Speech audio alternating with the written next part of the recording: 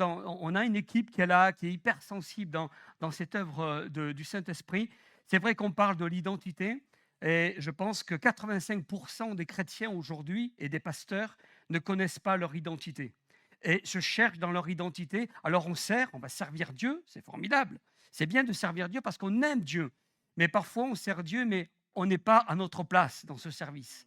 Et on se cherche depuis des années. Moi, j'ai un exemple d'un pasteur à la retraite, quand il est venu faire LTI, eh ben, il y a eu un avant, un après. Et il m'a dit, tu sais, Didier, depuis LTI, c'est maintenant que je commence à exercer mon vrai ministère pastoral. Vous voyez? Pourquoi? Parce que finalement, Dieu leur a montré exactement ce qui s'était passé dans son passé. On fait des dénis, on refoule finalement toutes sortes de souffrances, toutes sortes de dysfonctionnements. Et quand on révèle cela et qu'on le sort et qu'on l'extire de notre vie, eh ben, on arrive réellement à voir ce que Dieu a déposé dans notre cœur pour rentrer dans notre destinée. Est-ce que c'est OK pour vous? Alors voilà, on a commencé il y a 2 ans et le Seigneur aujourd'hui nous, voilà, on est complètement dépassé, je vous avoue, parce que si une église maintenant, là aujourd'hui, si toi tu me demandes de faire un prochain LTI, c'est un début 2027. Tu vois? Juste pour dire parce que c'est complet 2025-26 et on prie pour que Dieu lève des ministères, pour qu'ils viennent nous accompagner, faire des LTI à droite à gauche et puis qu'on puisse répartir notre travail parce qu'il y a des demandes, parce que derrière il y a des fruits et on bénit Dieu pour vraiment l'assistance de son Saint-Esprit. Amen. Mais je ne suis pas venu pour ça ce matin. Je suis venu pour vous partager une parole de Dieu que je crois prophétique et que je crois vraiment une parole qui va comme débloquer certaines situations ce matin. Et je pense que le Seigneur veut vraiment faire une œuvre extraordinaire. Quand vous regardez l'exemple de Joseph dans Genèse au chapitre 37, j'ai légèrement évoqué hier cet exemple, mais dans un autre domaine. Non, c'était à la réunion d'hommes. Euh, Quand on voit Joseph a partagé des songes, des visions, je dirais à ses frères. Et ça s'est mal passé à un tel point, c'est que ses frères l'ont arrêté, l'ont ligoté, l'ont jeté dans le puits, l'ont récupéré et puis l'ont vendu aux Égyptiens. La parole de Dieu nous dit que les Égyptiens l'ont pris et puis ils l'ont donné à Potiphar. Après, à partir de là, il s'est passé quelque chose de compliqué, puisque la parole de Dieu nous dit que chez Potiphar, après, il s'est passé quelque chose avec la femme de Potiphar. On l'a accusé de toutes sortes d'abus, tout ça, c'était un mensonge, et il est parti en prison. Dans Genèse 37, verset 35, Jacob, leur père, parce que quand finalement il a été vendu, leur père disait, c'est en pleurant que je descendrai vers mon fils au séjour des morts. Et il pleurait son fils qu'il n'avait pas vu. Parce qu'en fait, ces autres fils qui l'ont jeté dans le puits, qui l'ont vendu, sont allés le voir en disant, papa, ton fils Joseph est mort. Et là, il y a comment dirais-je, il y a un drame. Pour ceux qui ont vécu le deuil, eh bien, vous comprenez combien c'est douloureux de vivre un deuil. Et cet homme, Jacob, était fracassé, il était cassé, il était brisé par rapport à cette affaire. Il s'est passé 22 ans avant que ses frères retrouvent Joseph en Égypte. 22 ans. Suite à une famine. Quand il s'est retrouvé à quitter la maison pour aller en Égypte chercher à manger parce que les Égyptiens avaient tout prévu pour faire des réserves sur ces 7 ans de famine, en fait, derrière l'intelligence, c'était Joseph. Ça, les autres frères ne le savaient pas. Et quand ils sont arrivés en Égypte et qu'ils ont vu qu'en fait, le bras droit de Pharaon, c'était Joseph, leur frère, eh ben, il y a eu comme un chamboulement dans leur cœur. Mais ça, le père ne le savait pas encore. Alors, il s'est passé 22 ans. Pour Jacob, 22 ans à croire que son fils était mort. Il avait un rêve impossible, revoir son fils Joseph. Et peut-être que c'est ton cas ce matin, tu as un rêve impossible. Il y a un rêve dans ton cœur qui est impossible. Et je voulais te dire juste de la part de Dieu que Dieu est capable de ressusciter tes rêves. Et le titre de ma prédication ce matin, Dieu ressuscite les rêves dans ton cœur. Il transforme les rêves en réalité. Et la question que je voulais te poser ce matin, c'est quel est ton rêve impossible? Quel est ce rêve qui est là au fond de ton cœur depuis 5 ans, 10 ans, 15 ans, 20 ans, 30 ans et tu te dis, mais ça n'arrivera jamais. Il y a des choses dont tu n'oses même plus rêver. Un jour, tu as dit, ça ne sera plus jamais comme avant. Ça ne sera plus jamais comme avant. L'adverbe, jamais. Jamais qui te dit c'est terminé, c'est fini. On a un Dieu de l'impossible. Mais nous, on va proclamer que les choses sont finies, que Dieu n'a même plus la possibilité de rattraper la situation.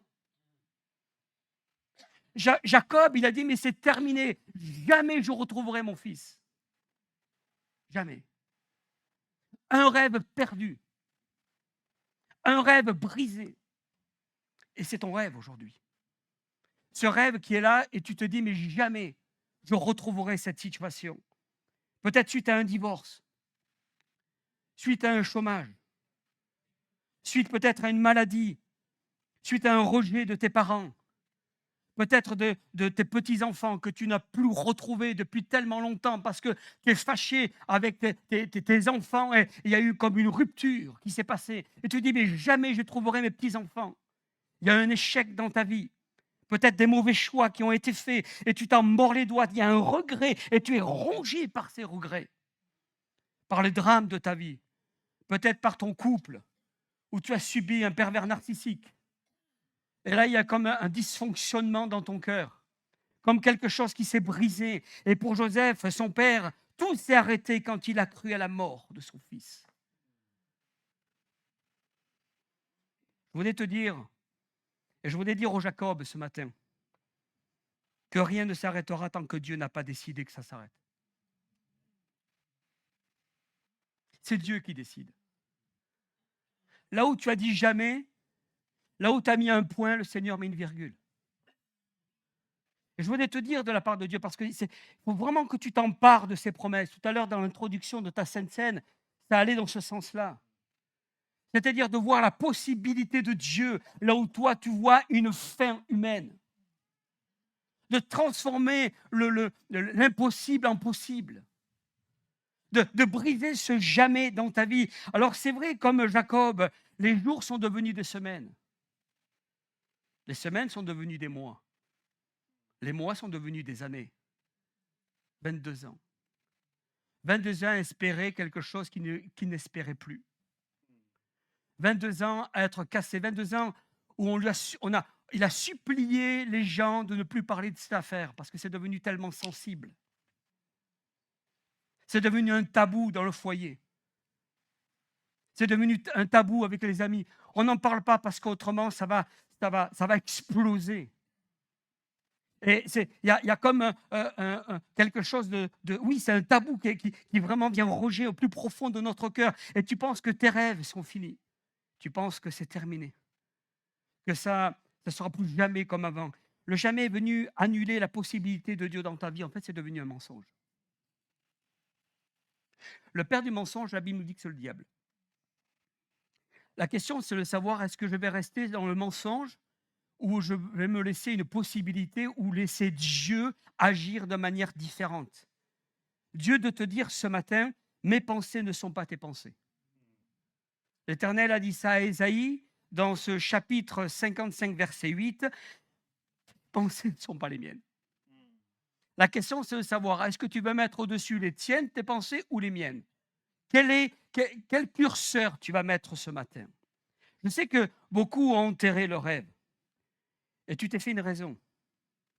Alors, je voudrais aller voir David. Un petit moment, on va ouvrir une autre page. On reviendra sur celle de Jacob. Le jeune David avait reçu l'onction royale de la bouche de Samuel. Et Samuel de dire au peuple, voici votre roi. Il a été élu, il a été qualifié, mais la situation est devenue critique à cause de Saül, parce que Saül voulait tuer David par jalousie, par haine, et toutes sortes de choses. Chez lui, Saül est devenu un fou, et son but, c'était de tuer le serviteur David. Et la Bible nous dit ceci dans 1 Samuel, chapitre 27, verset 1er. Regardez ce qu'il est dit, c'est très subtil. David dit en lui-même, je périrai un jour par la main de Saül. Je périrai un jour par la main de Saül. Mais vous savez là où je veux vous amener dans ce verset? C'est juste au début, David dit en lui-même. Il n'a pas osé en parler à ses frères et sœurs. Si moi je te dit, Emmanuel, Saül m'en veut à la vie, il va me tuer. Tu sais ce que tu vas me dire, toi, en tant qu'homme de Dieu? Non, parce que le Seigneur va te protéger.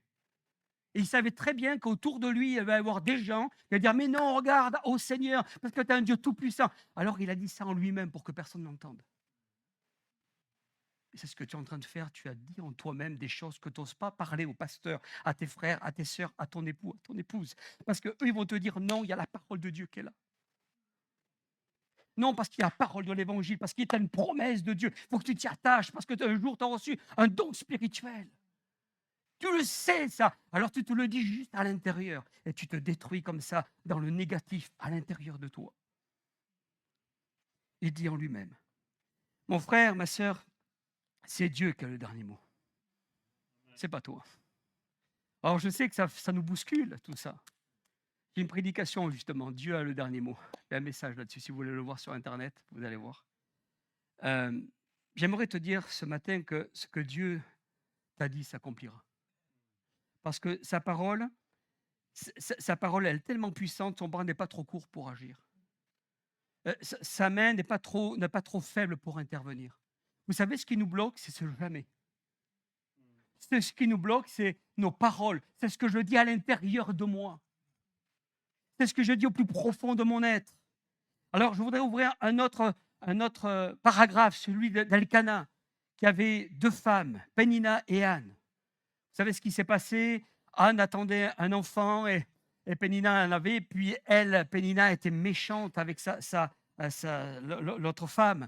Anne avait une grande détresse et Pénina le provoquait. Et la parole de Dieu nous dit qu'Anne était triste au plus profond de son cœur parce qu'elle n'avait pas d'enfant. Et Elkana ne comprenait pas. Ça, c'est vraiment les hommes. Parfois, on ne comprend pas le conjoint.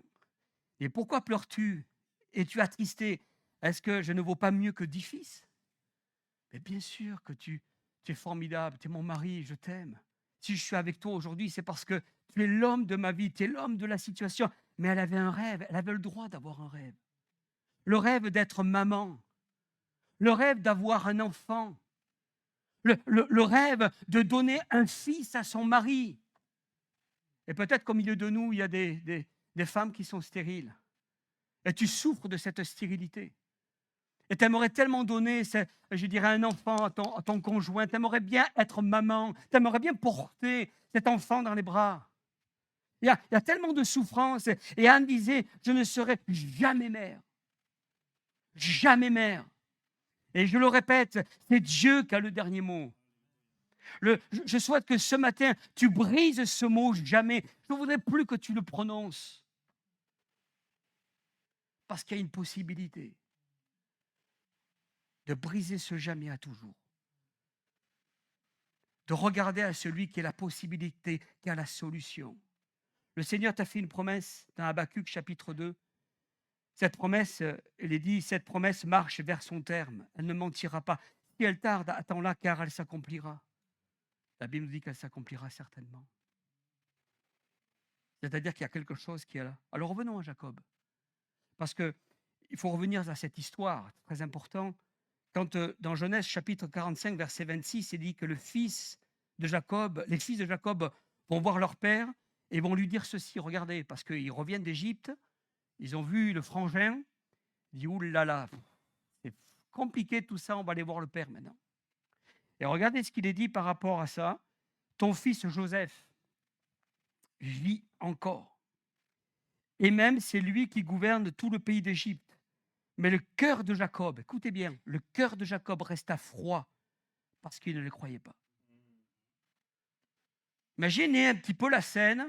Il est dans son salon, dans sa cuisine, il est en train de boire le café. Et puis il boit tranquillement. Et puis les frangins, enfin les fils viennent. Il dit, papa, tu sais que ton fils Jacob est vivant?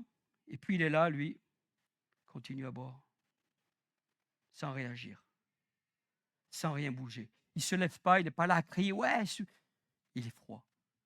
C'est-à-dire que dans son cœur, il n'y croit pas. 22 ans, je dirais, de douleur. Le cœur de Jacob reste à froid. Et tu peux être comme Jacob. Ça fait longtemps que tu ne rêves plus. Ton cœur, il est froid. C'est-à-dire que c'est du passé. Ce que tu espères, tu ne l'espères plus. Tu es de marbre. Tu es là. Tu es dur dans ton cœur. Tu es fermé. Il y a comme une forme d'incrédulité. Et je parle à quelqu'un ce matin. parce que je suis en train de parler de ça, de tes rêves, et tu dis, mais non, mais c'est terminé, c'est foutu, ça sert à rien. Alors que Dieu est en train de te dire, mais là, il y a une possibilité sur ta vie, mais tu restes froid. Parce que tu n'y crois pas, ça fait tellement longtemps que tu es là à attendre quelque chose. Et Jacob avait vu la tunique de Joseph pleine de sang. Il savait qu'il était mort. Il était vraiment dans une situation où il avait vu ses vêtements pleins de sang. Il dit, ça y est, il est foutu, il est mort, il est enterré. Il pensait que c'était terminé. Toi aussi, tu as l'impression que ton rêve est enterré et mort. La déception est toujours proportionnelle à l'espérance. Toujours. La déception est toujours proportionnelle à l'espérance. Et pour ne plus souffrir, eh ben, je n'espère plus. Je ne veux plus espérer. Je préfère même rester froid pour pas que ça touche mes émotions. Je préfère être fermé pour pas que ça vienne me chercher, en fait.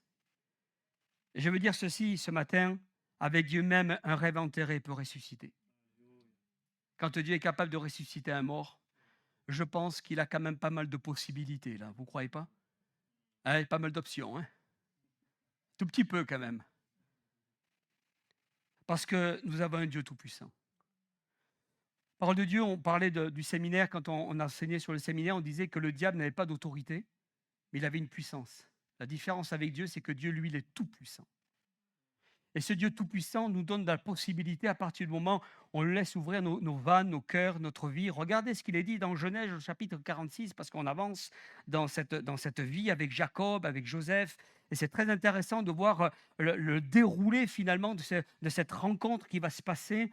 Au verset 28 à 30, Jacob envoya Judas. Alors Judas, c'était le tout dernier de ses fils. Alors Jacob il dit, écoute, tu y vas Judas, tu vas aller en Égypte, tu vas voir un peu ce qui se passe avec Joseph, parce qu'on m'a annoncé plein de choses, bonnes nouvelles, mais je veux quand même savoir toi ce que tu vas nous dire. Joseph envoya Judas devant lui vers Joseph pour l'informer qu'il se rendait à Goshen. Joseph attela son char, il monta pour aller à Goshen, à la rencontre d'Israël, son père, c'est-à-dire Jacob. Dès qu'il le vit, il se jeta à son cou, pleura longtemps sur son cou. Israël dit à Joseph, que je meurs maintenant. Le père dit que je meurs maintenant, puisque j'ai vu ton visage et que tu vis encore. C'est-à-dire qu'il a découvert ce qui était comme un rêve est devenu réalité. Il dit, maintenant je t'ai vu, ils se sont pris dans les bras, ils se sont serrés. La Bible nous dit qu'ils se sont serrés longuement, je ne sais pas, peut-être 4, 5, 10, 15, 20 minutes, mais ils se serraient, ils pleuraient, ils étaient en larmes. 22 ans de larmes, 22 ans à attendre, je dirais, une délivrance. Et là, dans ce passage, quelque chose de fort s'est passé. Maintenant, je peux mourir parce que je sais que tu es vivant et que le rêve est devenu réalité. Et quelqu'un dit Amen. Remarquez, Jacob n'est pas resté de marbre longtemps. 22 ans après, il dit, je n'espérais plus revoir ton visage. Il était honnête. Il faut être honnête dans la vie. Ok, il n'y a pas de souci. On a le droit de dire, je n'espérais plus. On a le droit d'être découragé par rapport à cette situation. Mais regardez ceci, c'est dans le psaume 126, verset 1er, dans la restauration d'Israël, dans un épisode de la vie d'Israël. Il dit, quand l'Éternel ramena les captifs de Sion, nous étions comme de ceux qui font un rêve. Mais le rêve est devenu réalité, comme ceux qui faisaient un rêve. C'est formidable, c'est incroyable. J'y pensais dans ma tête, je n'osais même pas en parler parce qu'on allait me traiter de fou, mais voilà que le rêve est devenu réalité. Ça te va, ça? T'es preneur pour ça? Il a dit ceci, et c'est ça qui est formidable, c'est que Dieu va te surprendre et tu vas dire, nous étions comme de ceux qui font un rêve. Non, ce matin, tu ne rêves pas.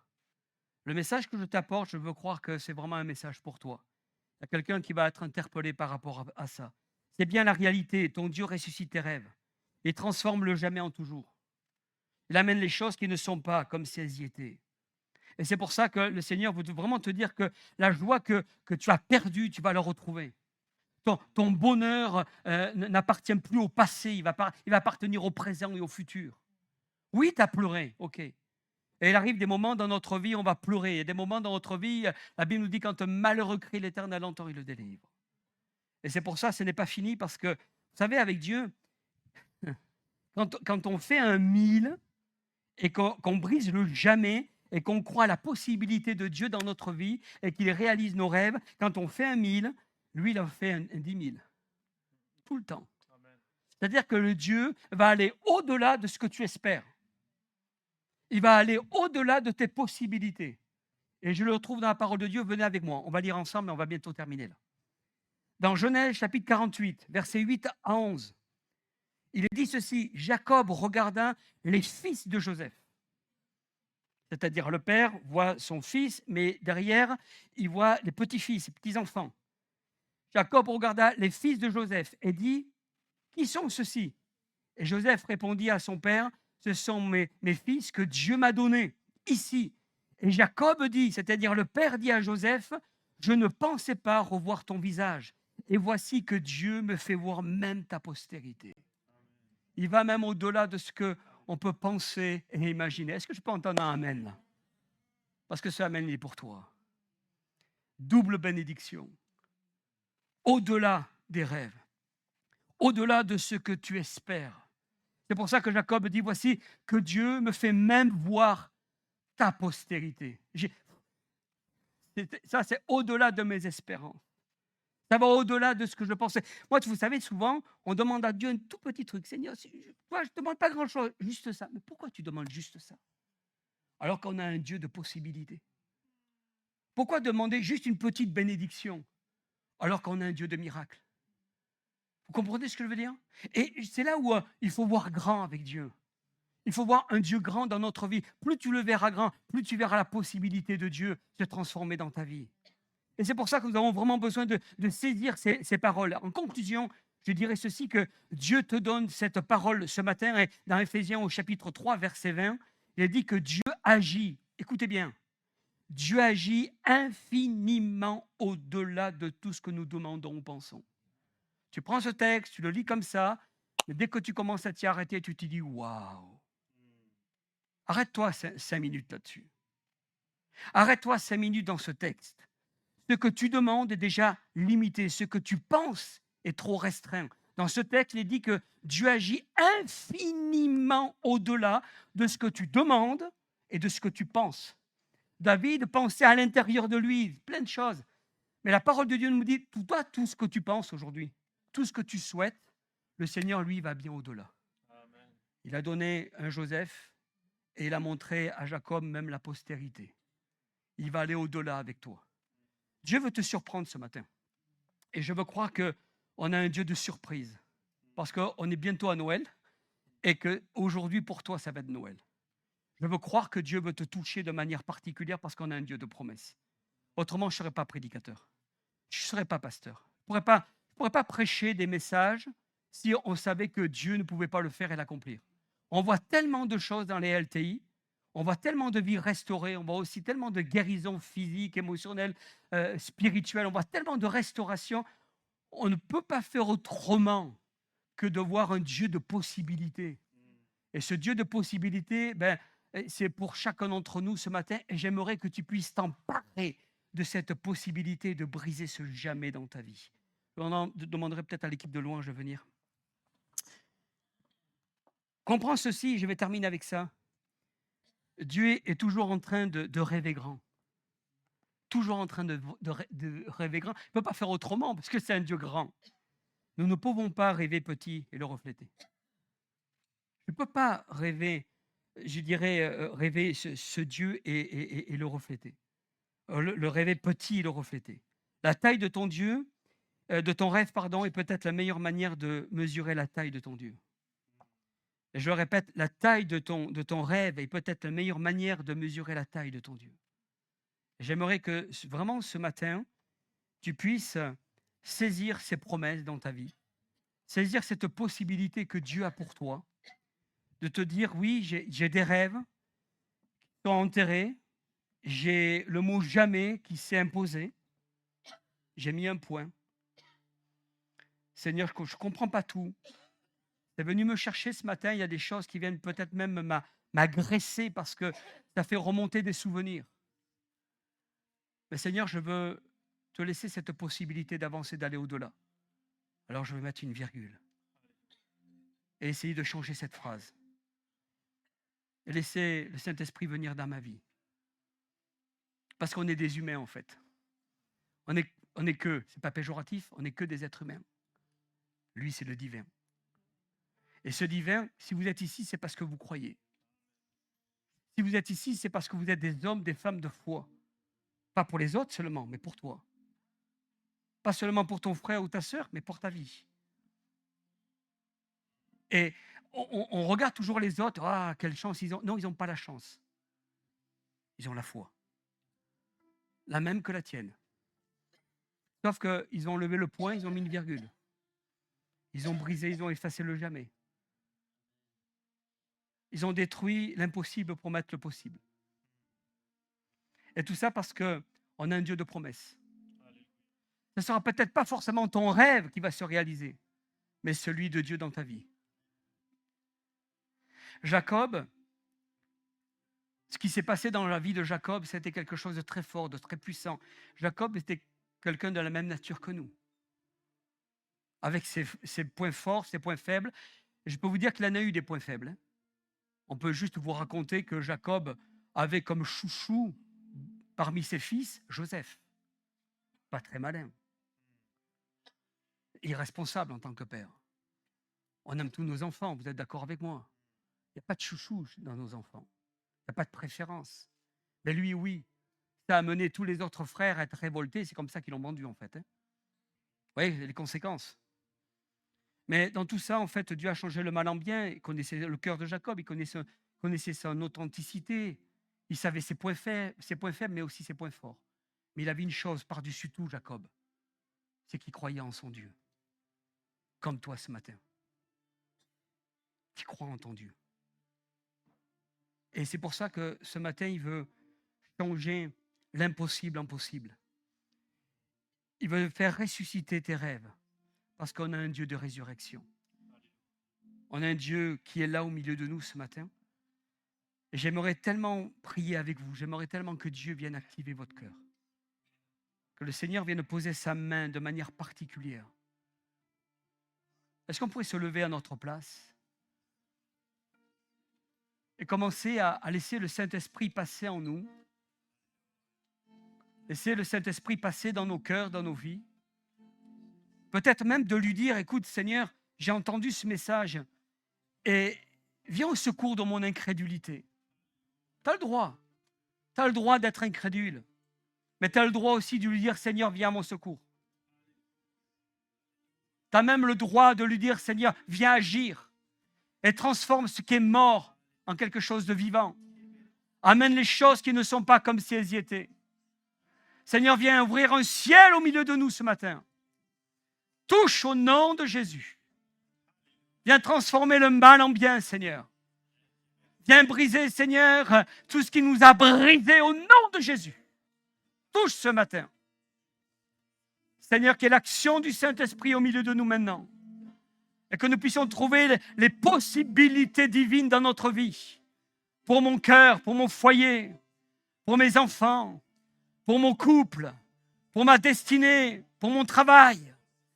Ce qui a été mort, un rêve qui n'est jamais devenu réalité, eh bien, elles veulent devenir ce matin. Parce que le Seigneur veut changer le mal en bien. Il y a des Jacob au milieu de nous ce matin. Le Seigneur va accomplir cette parole. Ce qu'il a fait pour l'un, il veut le faire pour l'autre ce matin. Alors viens, Seigneur.